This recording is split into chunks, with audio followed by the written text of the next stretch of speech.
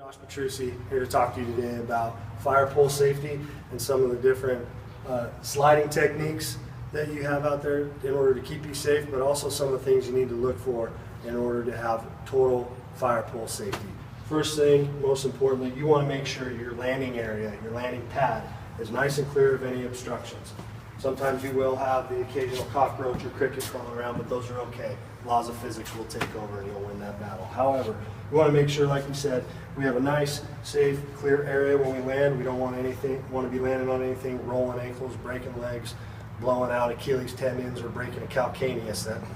Those are all injuries that we have had and experienced here in the valley.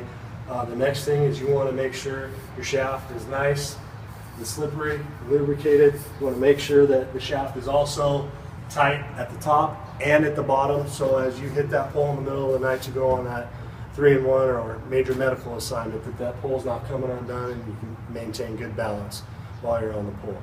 Now we'll go ahead and go to some proper safety sliding techniques.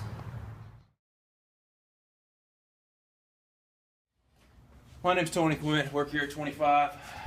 Pretty much certified in all this stuff right here. MMA, FBA, NMBA, CrossFit extraordinaire. Those you know me, I got the ink to prove it. I'm dressed head to toe, all the finest safety apparel, sponsored. What I'm going to go over is some techniques to slide down this pole safely, get us down there without getting hurt. For the guys like myself that are heavy inked up, you want to take care of these things. A lot of money, a lot of time invested in these tattoos. Got the shoes. I'm pretty much dressed up in the full safety gear. So what we like to do here is the first technique I like to use because of my ink. I got a head to toe, a full body wrap, and a couple piercings. But what I like to do is I like to do the hand and the arch foot method. And what that is, it takes a little bit of strength, but I've got that strength because of my MMA training and my facility camp that I work at. But here what we like to do is I'm going to show you, I'll slide down the pole, but cup your inner arch around the pole and then use your hands as your guide down the pole. A nicely lubed pole makes it a lot easier. You hear less squeaking. This one's a little tight, so you're going to hear some screeching on this. So here we go. This is the first slide. Around the pole and down. Stop.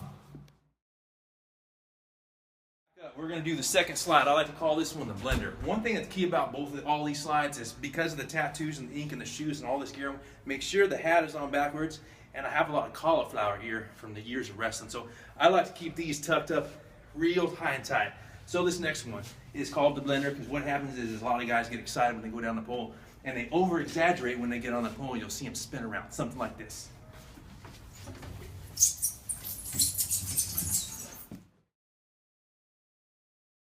All right, third one.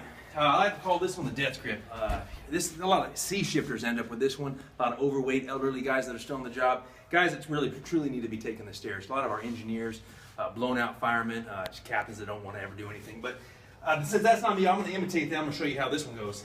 This one happens is they come out the door and they get to the pole and then they just get stuck. And then what they end up doing is it's just feeding this pole themselves. I mean, almost just slide it down.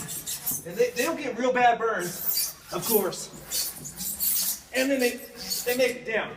It's taken them about 15 seconds to get down. It would have taken them about 10 seconds to go down the stairs. So for those guys, you just opt to take the stairs. Okay, that's the last one. All right, the last one, basically this kind of covers just an overall safety of sliding down the pole. The last one will work. I tend not to like to use that one. The first one is really what I like to do. This last one, what's really paramount with this is you always keep a good grip on the pole.